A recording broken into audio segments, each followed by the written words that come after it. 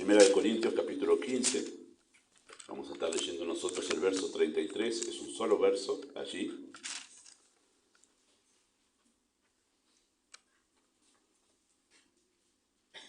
Dice así el texto, Primera de Corintios 15, 33. Dice, no erréis, las malas conversaciones corrompen las buenas costumbres. Oramos. Amado Padre Celestial, nosotros damos muchas gracias por poder presentarnos delante de ti en esta mañana para adorarte, rendirte culto a ti. Mereces no solo esta mañana, sino cada día que nosotros rendamos honor y gloria a tu nombre, por quien eres, pero también por lo que has hecho por nosotros, al enviar a tu Hijo para darnos una salvación que no merecemos. Así que queremos exaltar el nombre de Cristo y en este momento tu palabra, y deseamos que tú hables más allá de lo que hemos de decir en este momento. En el nombre de Jesús. Amén. Viví en Uruguay por casi 3 años. Los que me conocen hace mucho, les pido perdón por ser reiterativo en la ilustración, pero no fui a ningún otro país extranjero. No tengo otro. Cuando viaje más, capaz cambie esto, pero viví en Uruguay por casi 3 años y en realidad fue una linda experiencia. Cultural, a eso me refiero, sí, una linda experiencia cultural, además de conocer algunos lindos paisajes que tiene Uruguay, ¿no? Y aunque en Uruguay, que está acá cerquita, ¿no?, se habla castellano, y están a un paso, sí, es muy cerquita de Uruguay, un paso de Buenos Aires, la idiosincrasia, ¿sí?, la idiosincrasia entre ambos pueblos, uruguayos, argentinos, es muy diferente, muy diferente. Cuando hablamos de idiosincrasia nos referimos a la manera de pensar, ¿sí?, lo que llamamos cultura, ¿sí? Y yo aprendí mucho de lo que es la cultura en ese momento. La cultura es lo que se cultiva, de ahí viene la palabra cultura, de cultivar, lo que nos enseñan a nosotros y forma parte de nuestro ser, ¿sí? Y lo que se cultiva justamente a nivel nacional. Hay una cultura uruguaya y una cultura argentina. Cómo nos formamos los argentinos y cómo se forman los uruguayos y cómo eso afecta a nuestra manera de pensar. Eso es idiosincrasia. Y aprendí bastante en realidad estando ahí. Uno no nota estas cosas, si va de visita, si va de vacaciones a Uruguay por unos pocos días o 15 días, uno no nota la idiosincrasia. Pero estando viviendo allí, viviendo y compartiendo con la gente uruguaya, uno se da cuenta que piensan muy distintos a nosotros. Eso es la idiosincrasia, ¿sí? Y una de las cosas que me pasó, estando en esos casi 3 años, y me pasó sin darme cuenta en realidad, ¿sí?, es haber copiado un cantito. Cuando usted va a Uruguay, usted va a ver que son departamentos, lo que llamamos provincias ya son departamentos, y va viendo que está el departamento de Maldonado, que es donde está la capital también, Montevideo, y toda la parte esa de las playas y todo eso. Después hay otro departamento, yo no me acuerdo, se llama Colonia en sí, o Colonia es parte de otro departamento, pero es la ciudad turística que tenemos acá enfrente de Buenos Aires, y yo estaba al norte, yo estaba en Salto, y cada lugar tiene, como acá en las provincias, un acento diferente. Y en Salto tienen un acento diferente a otros lugares en Uruguay. Por ejemplo, usted sabe que un uruguayo es de capital porque le va a hablar enseguida de tú, tal cosa. Y ahí lo escuchamos al pastor Julio que dice tú, porque es de Montevideo, cerquita de Montevideo. Pero los salteños, que es en Salto, Uruguay, que yo estaba, ellos tienen como un cantito al final de cada frase que arman, termina como un cantito, como una nota musical ahí al final. Bueno, eso me lo copié. Por haber estado allá, mientras estaba allá, trabajaba en una panadería y compartía mucho tiempo con mis compañeros de trabajo, obviamente las horas de trabajo y la semana, y me fui copiando el cantito. Pero no me di cuenta. ¿Cuándo me di cuenta? Cuando volví acá, y entonces, tenés no me acuerdo cómo decía el cantito, el acento uruguayo, ¿qué te haces el uruguayo? Claro, pero uno no se da cuenta si le pegó el cantito, ¿no? Pero por haber estado nomás, haber estado con los uruguayos trabajando toda la semana por varias horas al día, hizo que inconscientemente en realidad hablara como ellos, ¿sí? Y me copiara algunas palabras, ahí no me influyeron tanto, pero algunas palabras como championes, nosotros le decimos zapatillas, ¿sí? Pero allá es los championes en Salto, Uruguay. Sí, y otras palabras más. Algunas que 2 o 3 palabras que usamos nosotros, descubrí después que son malas palabras allá, y me miraban mal. hasta que después me dijo, mirá que eso acá, tal cosa. No, le digo, mirá vos. Bueno, así. Idiosincrasia, cultura, ¿sí? Y es interesante que el entorno puede influir en nosotros, tanto para bien o para mal. El entorno puede influir en nosotros tanto para bien o para mal. Cuando estuvimos nosotros en el sur con mi esposa, en algún momento en el sur de Argentina, que es una zona muy, muy ventosa, ¿sí? Hay viento mucho tiempo, casi todo el año hay viento en el sur de Argentina, donde vaya, hay viento. Y donde estuvimos nosotros, nos asomábamos por la ventana del hotel y me asombraba ver los árboles que se veían para allá, que estaban como dibujando el viento, crecían, para un lado crecieron. Y aunque no había mucho viento en ese momento, los árboles ya habían copiado el movimiento del aire. Entonces crecían no así, sino que crecían así para un costado. El impulso del viento, ¿no? El constante viento terminó influyendo en cómo crecieron esos árboles y copiaron el movimiento del aire. Interesante eso, ¿no? Sí, interesante cómo el entorno justo influyó en el crecimiento de esos árboles que estaban en esa zona. Bueno, esto es algo que nosotros debemos tener en cuenta y creo que es lo que tenía en cuenta el apóstol Pablo cuando escribió 1 Corintios capítulo 15, verso 33. Dice, Pablo advirtió a los corintios acerca de las malas influencias y cómo pueden llegar a destruir las buenas costumbres. Cómo el entorno puede llegar a influenciar tanto en nosotros que puede llegar a destruir nuestras buenas costumbres. Y hago un acento en esto porque estamos hablando de cómo cultivar buenos hábitos y costumbres en los hijos para formar en ellos un carácter. Y si no hay un cuidado particular de parte de papá y de mamá, puede ser que el entorno donde estén sus hijos pueda llegar a influenciar tanto en la vida de ellos que realmente primero destruyan los buenos hábitos y después implanten en ellos hábitos perniciosos, ¿no? Y esta advertencia de Pablo en 1 Corintios 15, 33, no es aislada, queridos hermanos, no es algo que se le ocurrió en ese momento y bueno, entre todo lo que estoy escribiendo, escribo esto porque se me ocurrió ahora. No, está ligado a todo el contexto de la carta. Mejor dicho, está ligado a todo lo que estaban viviendo los corintios. Está ligado a la condición de la iglesia en Corinto.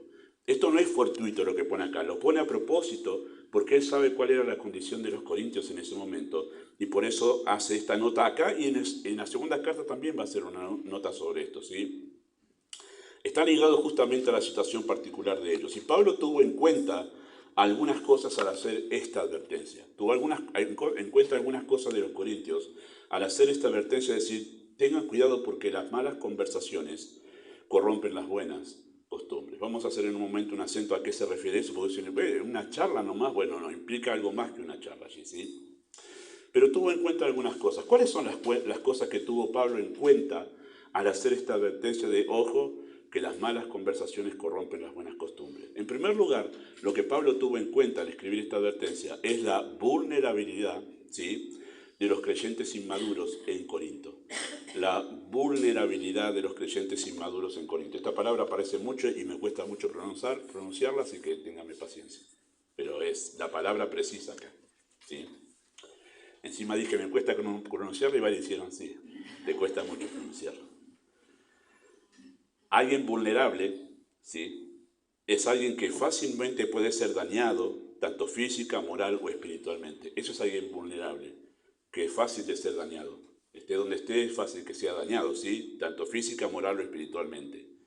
Y es interesante que si ustedes conocen el contexto de la iglesia en Corinto, y si no lo conocen se los menciono ahora, era una iglesia inmadura, era una iglesia que Pablo dice en la primera carta, en el capítulo 1, que ellos tenían todos los dones. O sea, Dios había provisto a esa iglesia de creyentes con los dones necesarios para que la iglesia pueda crecer, madurar y todo lo demás. Pero, paradójicamente, siendo una iglesia que tenía todos los dones, no había crecido.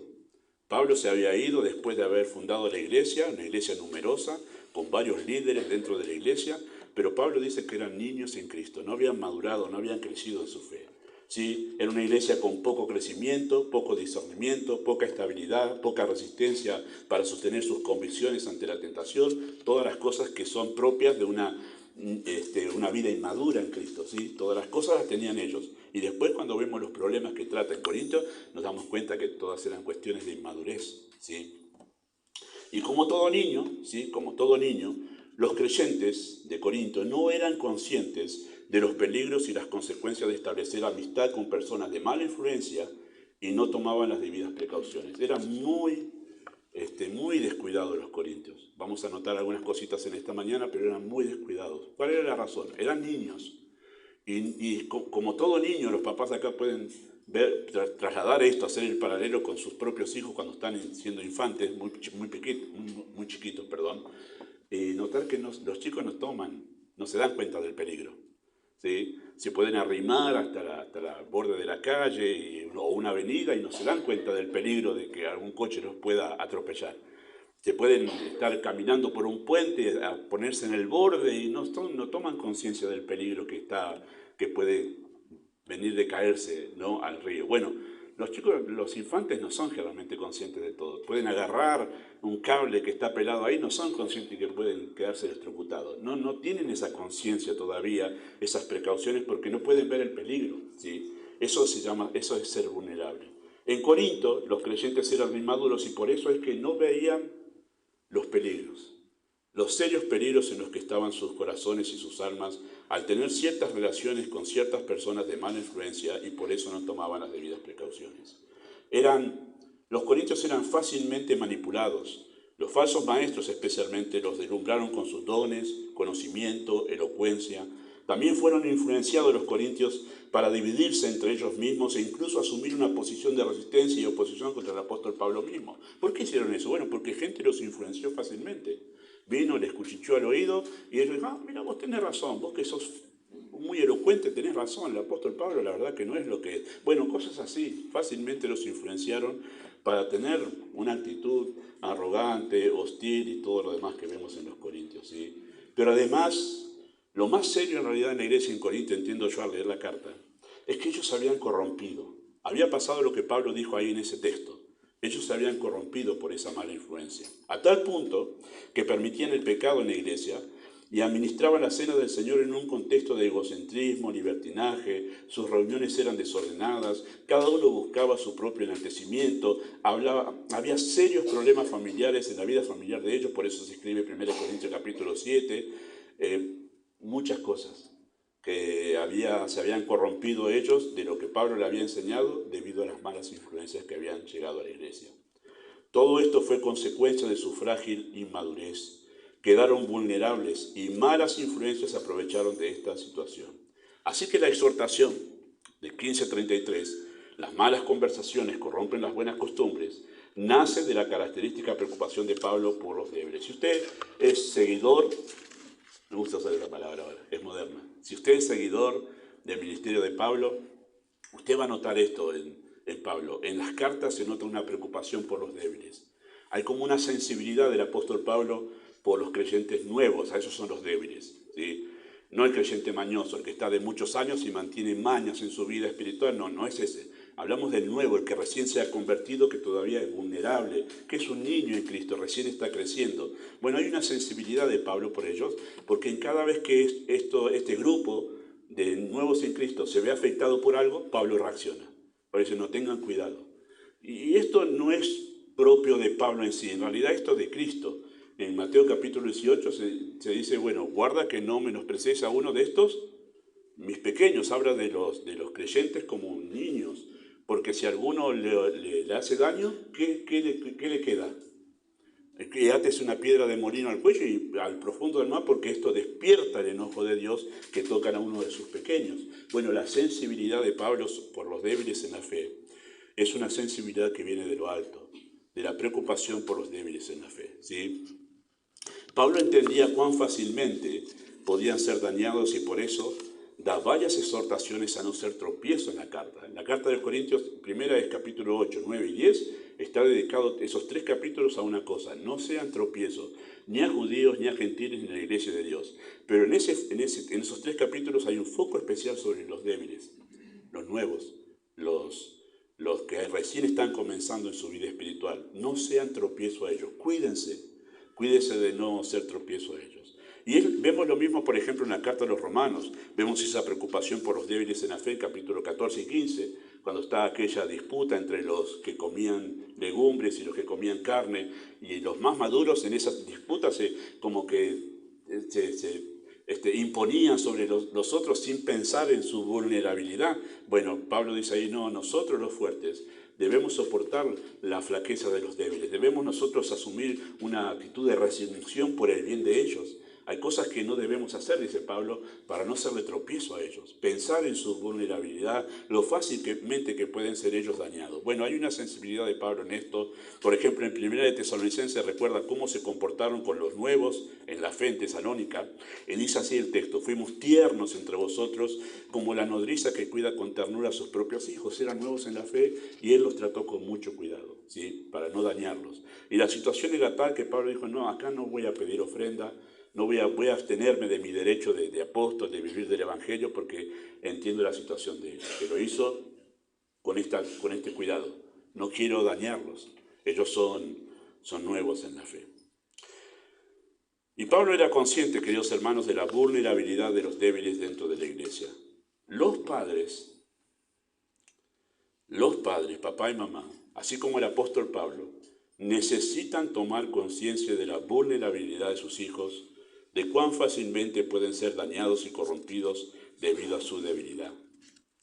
De la misma manera que son conscientes los padres de la vulnerabilidad física de sus hijos, ¿no? Ustedes que han tenido los bebés desde que salieron de la panza, ¿no? Lo ven allí y los tienen en brazos. Cuando he tenido los pequeños dentro de la familia, que nos ha tocado, hemos podido estar cuando estaban todavía en el hospital, y te dicen: ¿querés cargarlo? Y más yo, ¿cómo uno la agarra? Porque es tan frágil, ¿no? ¿Te pasó eso? ¿Cómo la agarra uno? ¿No? Los primeros, hasta que después uno se acostumbra, pero ¿cómo? Porque es tan frágil. Bueno, los papás se dan cuenta de la vulnerabilidad física, pero también los papás debieran tener conciencia de la vulnerabilidad mental de sus hijos, la vulnerabilidad emocional, espiritual y moral. Y eso es lo que a veces no se tiene en cuenta, que así como son frágiles, físicamente también lo son en lo mental, lo emocional, lo espiritual, y hasta que alcanzan la madurez, eso será parte de lo que tienen que tener en cuenta los papás y las mamás. La fragilidad de sus corazones, lo permeable que son sus mentes y lo fácilmente que son seducidas sus emociones, debe llevar a los padres cristianos a ser cautelosos sobre las influencias a que están expuestos sus hijos o a las que exponen a sus hijos. Lo que a ti, papá y mamá, no te daña, puede dañarlos a ellos. Lo que tú puedes filtrar y desechar, ellos no lo pueden hacer de la misma manera que tú lo puedes hacer. Lo que tú puedes distinguir, ellos no lo pueden distinguir como tú. Y esa vulnerabilidad es la que tienes que tener en cuenta para saber a qué voy a exponer a mis hijos.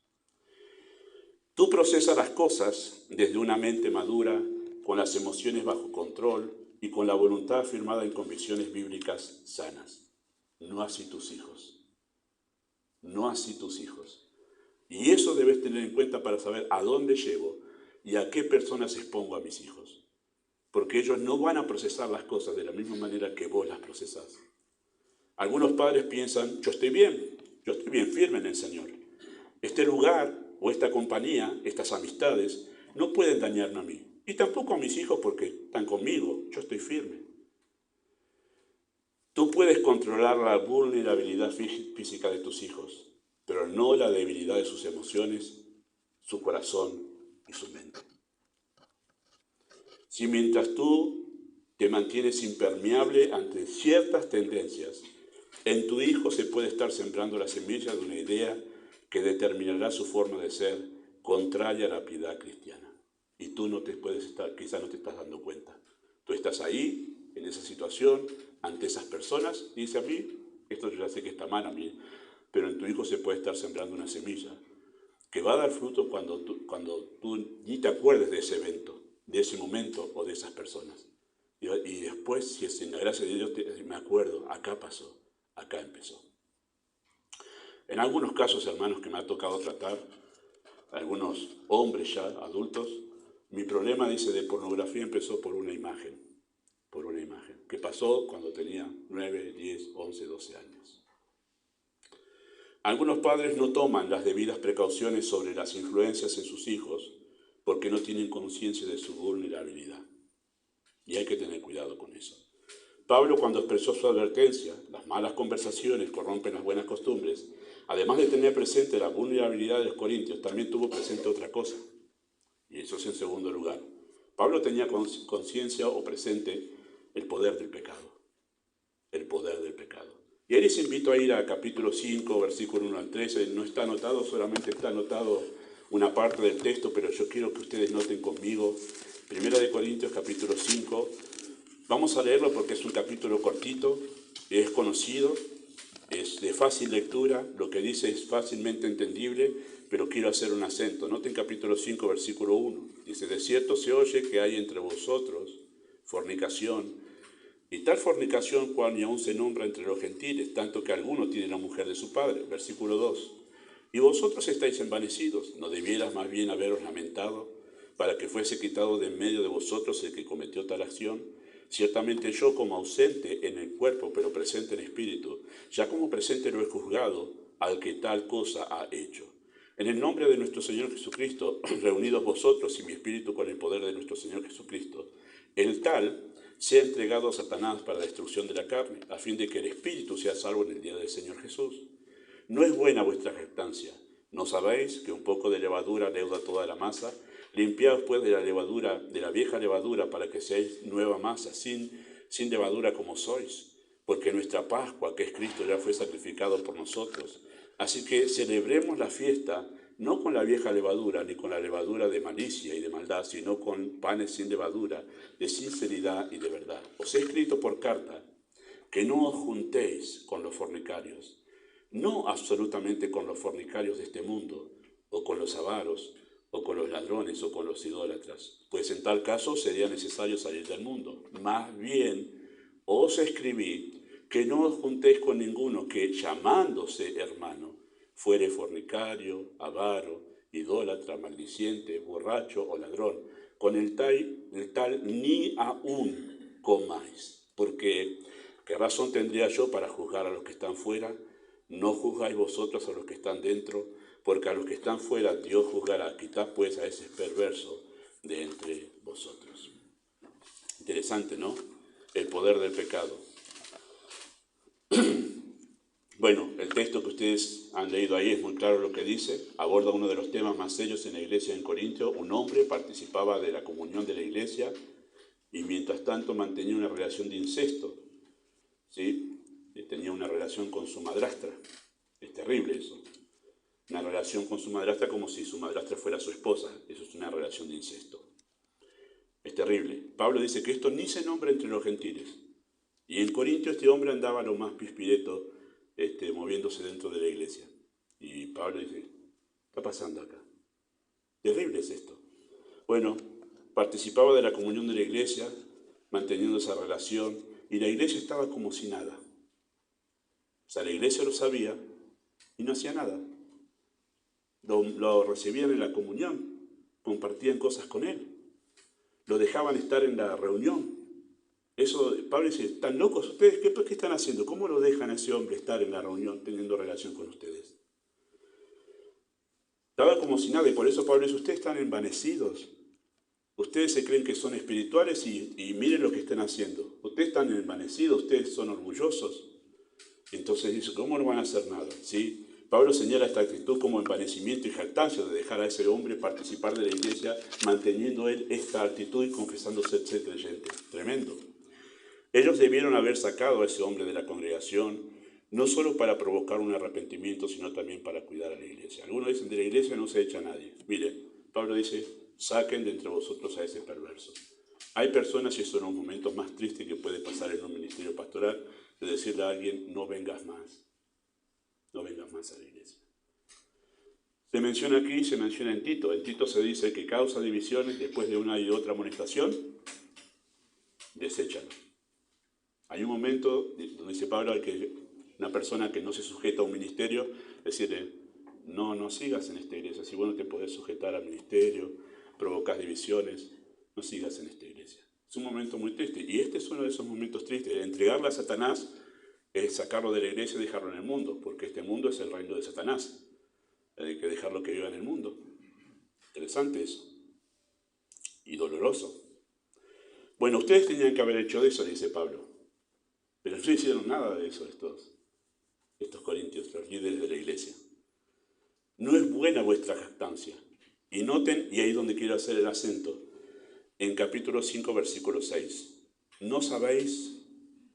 ¿No sabéis? Tremendo. ¿No saben? ¿No se dan cuenta ustedes? ¿No son conscientes de esto? ¿No saben que un poco de levadura leuda toda la masa? Ustedes lo dejan como si nada a este hombre ahí. Este es un poco de levadura del pecado que puede contaminar toda la iglesia. ¿No se dan cuenta de eso? Desde ya digo que, por favor, este texto no es para hablar mal de la levadura. Pablo está haciendo un paralelo, ¿sí?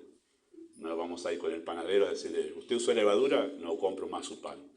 No es ese el asunto. Está haciendo un paralelo de cómo funciona la levadura, que con un poquito, ustedes saben que la levadura son unos gusanos que van comiendo el azúcar de la masa, eso produce un gas y eso hace que la masa se eleve. Bueno, está haciendo un paralelo de cómo funciona el pecado. De esa manera, un poquito nomás de pecado contamina toda la iglesia. Es como decir, ¿no se dan cuenta cómo esto puede afectar a la iglesia? Los débiles pueden tropezar pensando que esto no está mal. Si la iglesia lo deja, si los líderes no le dicen nada, significa que eso está bien entonces. Mirá vos, entonces no está tan mal lo que está haciendo este hombre, si nadie tomaba las riendas del asunto, ¿no? Y ellos pueden ser estimulados a tomar livianamente el pecado, los débiles. Mirá vos, si a esos que está hace rato en la iglesia y viven incesto y los líderes no lo disciplinaron, entonces significa que esto está bien acá. Entonces yo puedo vivir tranquilamente manteniendo mis pecados. ¿No se dan cuenta que un poco de levadura puede contaminar toda la iglesia y ser estimulada a vivir en libertinaje? ¿No se dan cuenta de eso? ¿No se dan cuenta de a qué están exponiendo a los demás creyentes? El cuidado de la salud espiritual de la iglesia a veces requiere en ciertas situaciones extremas echar a alguien de la iglesia por la salud espiritual de la iglesia. Queridos padres, no es necesario mucho del pecado para que tus hijos puedan ser corrompidos. Una canción, un dibujo animado, una imagen sensual, un baile, una charla inapropiada es suficiente para sembrar la semilla de una mala costumbre que afectará su forma de ser. El pecado es destructivo, solemos decir los creyentes, o al menos es algo que escuchamos desde el púlpito. ¿Pero en qué sentido es destructivo el pecado? Bueno, es destructivo en el sentido que fomenta hábitos destructivos que dañan la forma de ser de la persona. El engaño común es decir, de los padres, ¿no? Es solo por esta vez, es solo por esta vez. Bueno, para el pecado y para Satanás, queridos papás, con una sola vez es suficiente para sembrar una semilla destructiva en el corazón de tu hijo. No necesita más. Con una sola vez es suficiente. Cada vez que decimos, es una sola vez, por esta vez ya está, y zafamos. Cada vez que tú dices es una sola vez, se van debilitando los muros de piedad que protegen a tus hijos en tu hogar. Cuando tú dices es una sola vez, tú no estás consciente de la vulnerabilidad de tus hijos. Si tus hijos se apartan del Señor, querido papá y mamá, que no sean por tus descuidos. Que no sea porque dijiste es una sola vez. Que no sea por eso.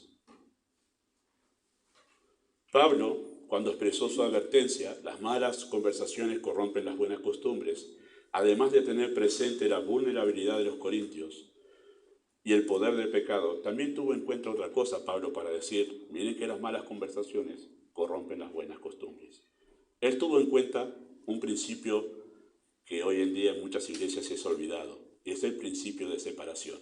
Y ahí les invito a ir a 2 de Corintios, capítulo 6, verso 14, en la segunda carta de Pablo, 2 de Corintios, capítulo 6, verso 14.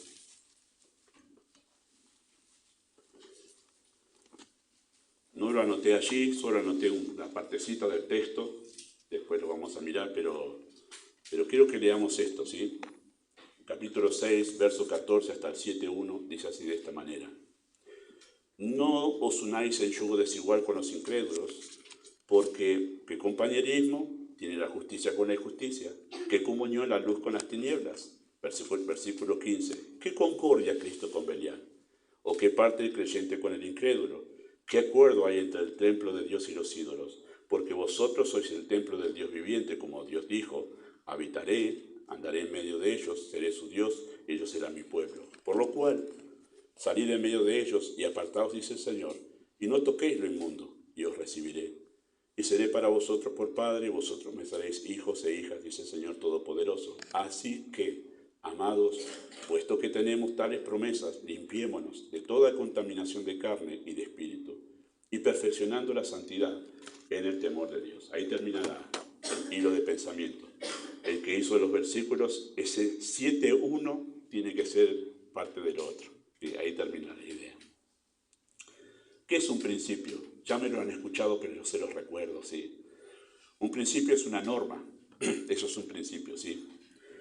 Cuando hablamos de que es una norma, que es una ley, ¿sí?, que rige la moral cristiana, significa que acá Dios no nos está dando a nosotros como... Es una recomendación, ¿eh? Mirá, si vos querés... No, es una norma. Tú tienes que vivir, si eres cristiano, de acuerdo a esto. No te estoy dando la sugerencia.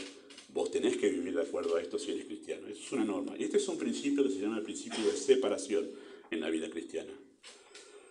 Por el principio de separación, el creyente se separa de aquellas cosas que no son compatibles ni con su fe ni con su estilo de vida. Ese es el principio de separación.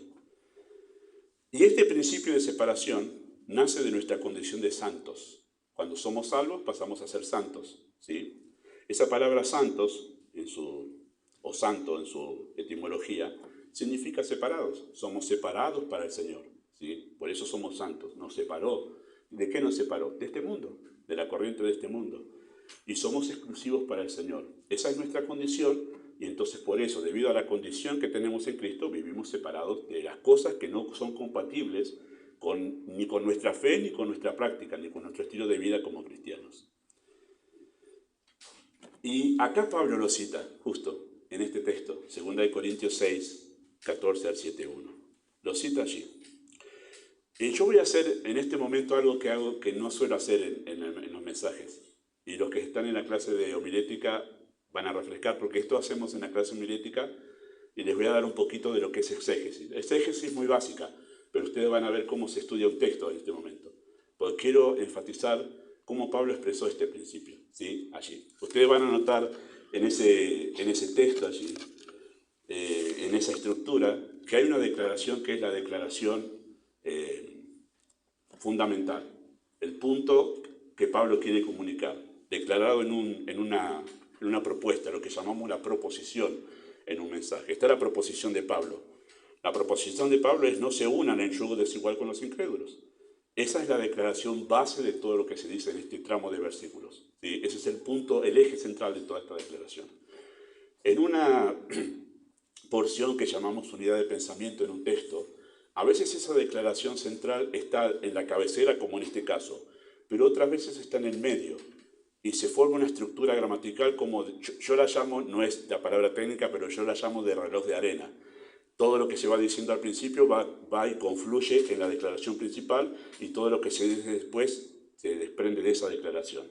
En este caso no es un reloj de arena, sino que realmente tiene la declaración al principio, en la cabecera, como un titular. No os unáis en yugo desigual con los incrédulos, ¿sí? Esa idea de yugo, lo que Pablo está diciendo aquí es que es un compromiso de relación, es una relación, de compromiso ineludible. A eso se refiere Pablo con esa idea del yugo, ¿sí?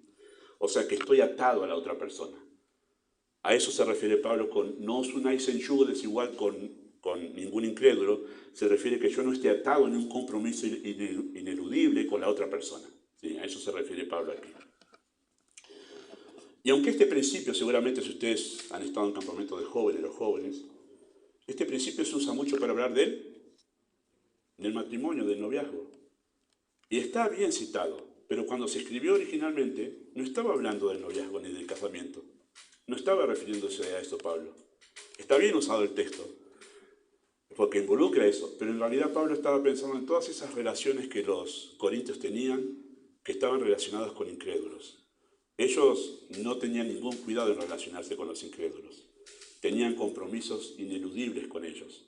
O sea, hoy no voy a estar en el culto porque tengo un amigo con el que ya me comprometí a estar, y sacrifica el culto por su amigo incrédulo o su familia incrédula. Ese es el tipo de compromiso al que se está refiriendo Pablo aquí, ¿sí? Ese tipo de compromiso. Y va desde la simple amistad, de que yo tengo una amistad con alguien y somos re amigos, desde que salimos de la panza somos re amigos porque nacimos en el mismo hospital, y bueno, todo lo demás, pero ahora que yo me convertí, no sé qué hacer, bueno, mire, empieza a vivir su vida cristiana y va a ver como la otra persona se va a dar cuenta en un momento que no son compatibles. No son compatibles. Y cuando alguien no es compatible con otra persona, que no funciona, es como los programas de la computadora, que hay algunos que yo usaba en el año 1995, ya no hay ninguna computadora que me los reciba. No son compatibles ya. No sirven, son obsoletos, ya no encajan, no hay manera que me los pueda leer. Los pongo y me dice falla, porque no es compatible. Esta es la idea. Trato de ubicar cada grupo acá. Esto es lo que Pablo está diciendo a ese tipo de compromiso. No somos compatibles, ¿sí? Y va desde la simple amistad hasta ser socio, por ejemplo, en un negocio. Que dice, bueno, tengo un amigo incrédulo que tiene dinero para invertir y yo quiero ponerme un kiosquito y bueno, me pongo un kiosquito con él. Bueno, muy probablemente que eso dure 2 meses, le damos. Porque en algún momento el incrédulo va a tener principios para guiar ese negocio que usted no lo comparte si usted es verdaderamente creyente. Y va a terminar mal.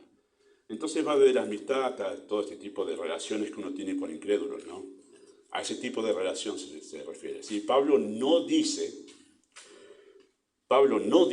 que no debemos relacionarnos con los incrédulos. Dice que no debemos estar atados a ellos en compromisos ineludibles, ¿sí? Esa es la declaración principal. No os unáis en yugo desigual con los incrédulos. Y la estructura de lo que Pablo dice allí, esa estructura gramatical, en esa estructura Pablo responde 2 preguntas. 2 preguntas tácitas, ¿no? Preguntas que no están, pero que entendemos que son las que responde él. La primera pregunta que Pablo responde ahí es la pregunta ¿por qué? O ¿por qué, mejor dicho? No por qué, sino ¿por qué? O sea, Pablo está pensando en alguien que en Corinto, él dice, no os unáis en yugo desigual con los incrédulos. Y alguien en Corinto dice, Pablo, ¿por qué? Yo tengo muchos amigos en este mundo que somos amigazos. Pero ¿por qué Pablo entonces no? Y él entonces responde y da 2 respuestas ahí. La primera la hace en forma de preguntas, que son preguntas retóricas, y entonces que todas se responden con, no, tenés razón, es así, no puedo. Entonces él dice en primer lugar, y es la primera columna que aparece allí, es, no puedo unirme en yugo desigual con los incrédulos porque no hay compañerismo con ellos, no hay nada para tener compañerismo con ellos, no hay comunión con ellos, no tenemos cosas en común, no podemos concordar en nada, no hay concordia, no tenemos parte con ellos, o sea, no tenemos nada que compartir con ellos y no podemos llegar a un acuerdo en común porque sus principios son diferentes a los míos. Esa es la respuesta, muchachos. Esa es la respuesta por qué no se pueden unir el yugo desigual con los incrédulos, porque no hay nada para compartir. No hay ninguna concordia entre ustedes. Y si entre ustedes hay una concordia, algo está mal en tu vida espiritual. Porque el incrédulo no se va a aflojar y decir, bueno, dale, yo estoy con tu vida cristiana, con tu principio, me sujeto a ellos. No. Entonces dice, no hay manera. Tú no puedes ser amigo íntimo con un compromiso ineludible con un incrédulo, porque no hay nada que vos puedas compartir. Y si hay algo que puedes compartir, algo no está bien en tu vida espiritual. Y da una segunda razón a ese ¿por qué? Una segunda respuesta, ¿no? No os unáis en yugo desigual a los incrédulos. Y alguien repregunta, no, pará, Pablo, pero ¿por qué? Te entiendo lo que me dijiste, ¿por qué? Y le da otra respuesta. Porque vosotros sois el templo de Dios, Dios habita en ustedes y ustedes son el pueblo de Dios. Otra razón, pero mucho más fuerte todavía. No solo no podés compartir cosas con ellos, sino que Dios está habitando en medio tuyo. Y eso es una razón poderosa. Vos sos el templo de Dios. Y lo dice en los 2 sentidos Pablo acá. Como iglesia y en forma individual somos el templo de Dios. ¿Tomaremos el cuerpo de Cristo y lo uniremos con una ramera, dice Pablo en otro momento a los Corintios? No. Tremendo.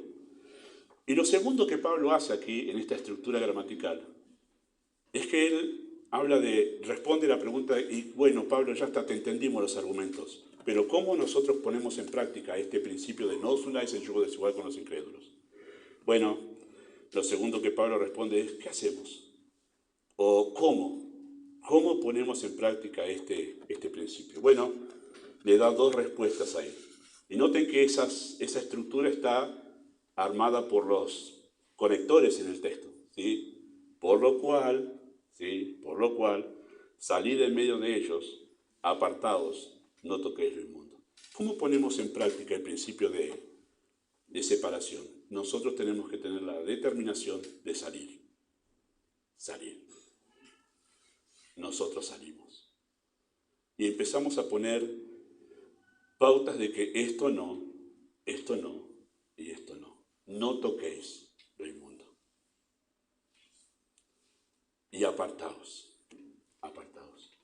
No, pero mi amigo con el que siempre solíamos escuchar a los Rolling Stones, no, y yo lo quiero, ¿cómo lo voy a ofender? Y hay momentos en que eso va a pasar, que la ofensa va a ser inevitable. La ofensa va a ser inevitable. Va a pasar en algunos casos, incluso con las familias, ¿no? ¿Cuánto nos ha pasado a nosotros que hemos llegado a Cristo? Antes de Cristo la familia estaba acostumbrada a venir el domingo, empezar con el fueguito, el vasito de vino por allí, esto que el otro, todo se preparaba para el mediodía o a las 3 de la tarde, según como era la costumbre, ya estaba el asado, se comía el asado a las 4, se seguía hasta... Y claro, cuando uno se convirtió, familia de Pepito, mirá, hoy estamos en la iglesia, venga más tarde para comer, para merendar en realidad, venga. Y claro, la primera vez usted ve que la familia insiste, viene, se aparece, aunque uno va a la iglesia, se aparece en la puerta y están todos, ay, ¿y ahora qué hago? ¿Me llegaron de sorpresa? Bueno, llegaron y están ahí, bueno, miren, ustedes son familia, quédense, pero nosotros vamos a la iglesia, esperen no que volvemos a la... Claro, después de 3 domingos esa familia dice, no vamos más, vamos a ir a la casa del otro, que el otro ya tiene fuego preparado. En algún momento va a pasar eso. Usted no tiene que ser grosero con su familia para hacer entender que usted ahora tiene otra prioridad. Que tiene otra prioridad. Pero eso va a pasar. Y la segunda respuesta que Pablo da es, ¿cómo hacemos? Bueno, está también delimitado por el otro conector. Así que limpiémonos de toda contaminación, perfeccionando la santidad en el temor de Dios. Ese es el principio de separación. ¿Sí? El por qué y el cómo. Ahí está el texto. ¿Sí? Y este principio, que es aplicable al todo de la vida, es necesario para que el trabajo de crianza, queridos papás, no resulte en vano. Tú, papá y mamá, puedes estar sembrando buenos hábitos en tus hijos, pero si no eres cuidadoso en mantener separación con las malas influencias, abres la puerta a que alguien de afuera corrompa a tus hijos sin que tú te des cuenta.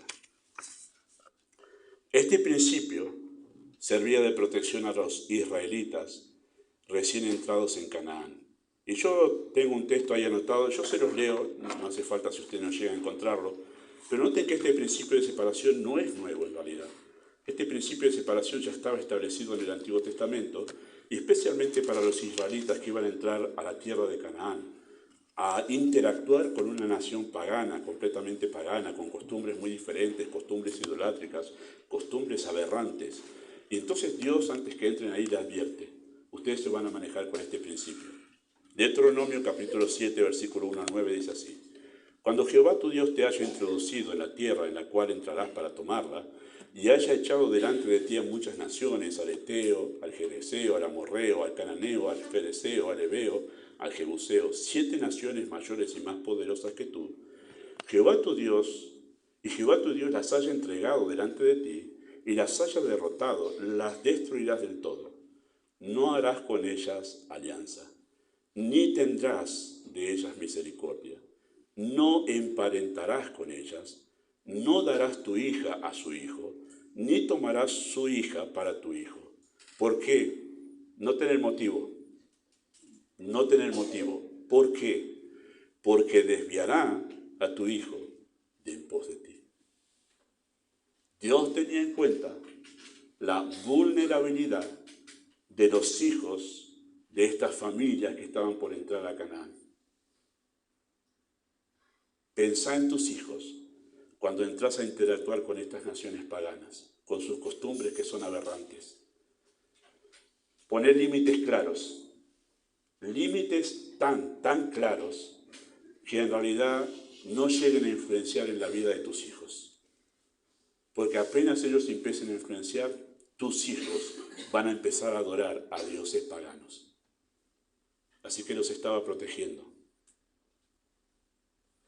Y noten lo que dice después, versículo 4, y el furor de Jehová se encenderá sobre vosotros y te destruirá pronto, Mas si hacéis, si habéis de hacer con ellos, mas así habéis de hacer con ellos, sus altares destruiréis, quebraréis sus estatuas, destruiréis sus imágenes de acera y quemaréis sus esculturas de fuego. Interesante, ¿no?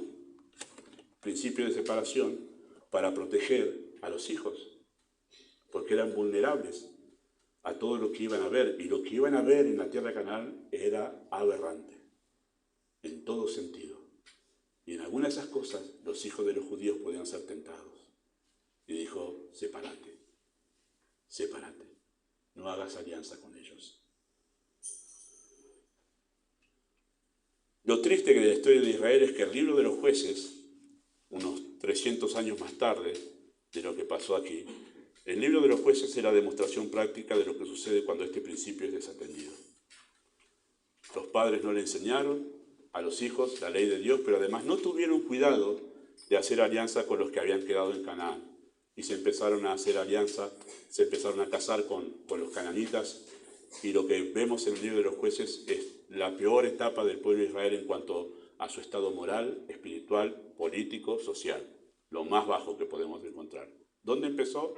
Donde empezaron a hacer alianza con las naciones que habían quedado, donde se descuidaron con esto. Este principio de separación comienza en casa, querido papá y mamá. Y ahí sí les invito a ir al Salmo 101, en su Biblia, Salmo 101.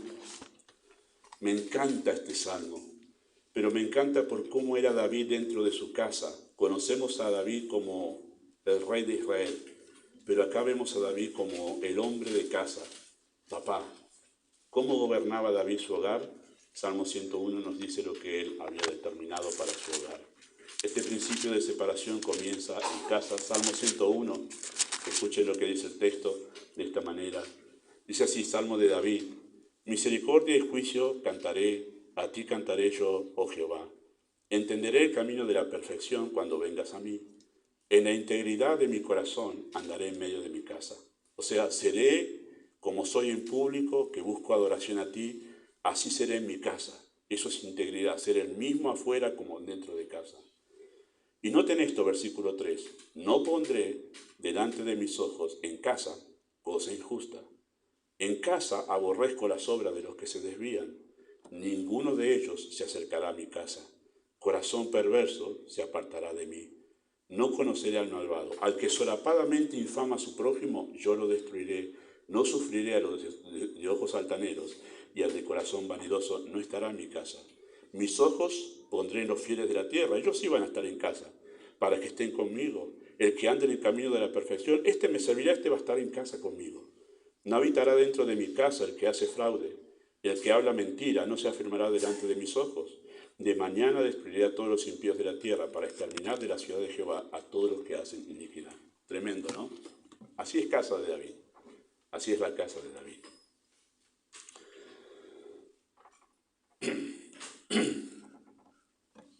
Cuida a tus hijos de las influencias que corrompen sus buenas costumbres.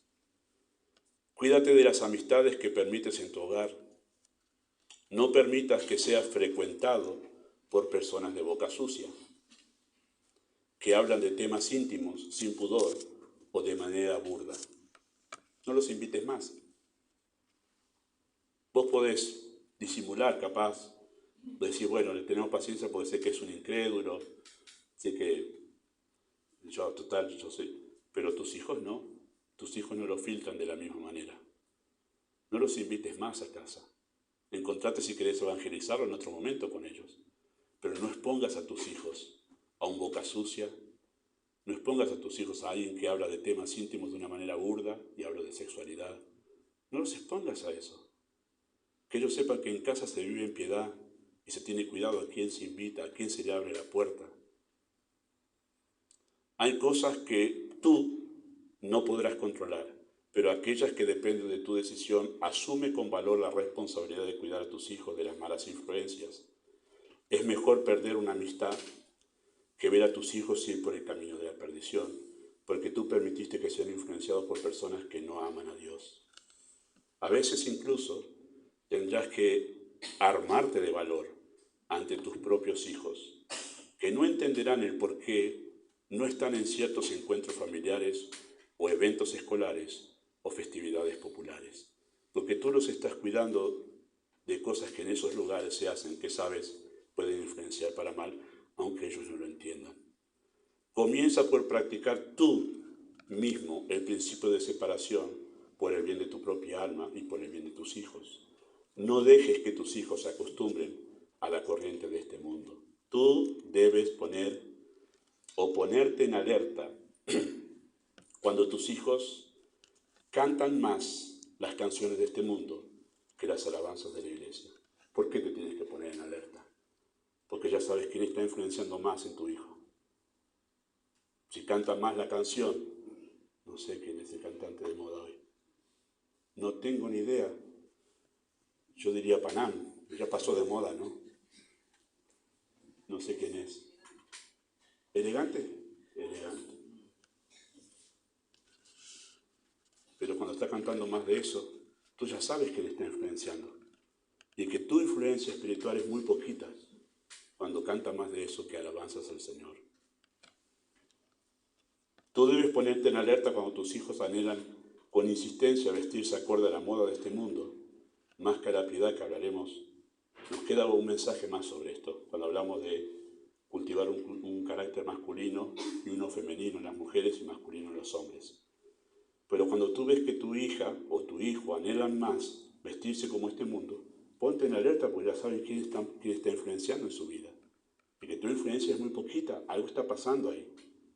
Tú debes ponerte en alerta cuando tu hijo te pide teñirse de rojo un mechón del cabello, o fucsia.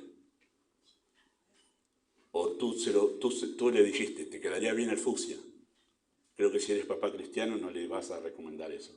Pero cuando él te pide con insistencia eso es porque alguien está influenciando más en tu hijo o en tu hija que tú y que tus principios cristianos. Alerta no solo por el hecho en sí, sino más bien por la influencia que están recibiendo. ¿El que anda con sabios? Sabio será. Las malas conversaciones corrompen las buenas costumbres. La palabra conversación en ese texto, en el original es la palabra homilía, que viene de la palabra homilética. De ahí viene la palabra homilética, de la palabra homilía. ¿Y por qué se tradujo ahí conversación? En otros libros se traduce como compañía. Las malas compañías corrompen, porque la homilía, la charla, se da en un grupo de personas. Y en este caso Pablo apuntaba a que se habían juntado con falsos maestros y habían corrompido toda la moral cristiana en la iglesia en Corinto. Corrompen las buenas costumbres. Alerta, papás. Empieza de temprano a ver quiénes son las influencias que están en la vida de tu hijo y ten cuidado con aquellas que pueden sembrar una semilla que dará recién fruto cuando sean adolescentes y tú no estás atento a eso. Amado Padre Celestial, oramos en el nombre de Cristo, que esta seria advertencia en la crianza de los hijos sea tomada a pie junto por los papás de nuestra iglesia para actuar a tiempo, antes de que una semilla sea sembrada en el corazón, en la mente de los hijos, que puedas desviarlos completamente de Dios. Pedimos, Padre, tu bendición en nombre de Jesús.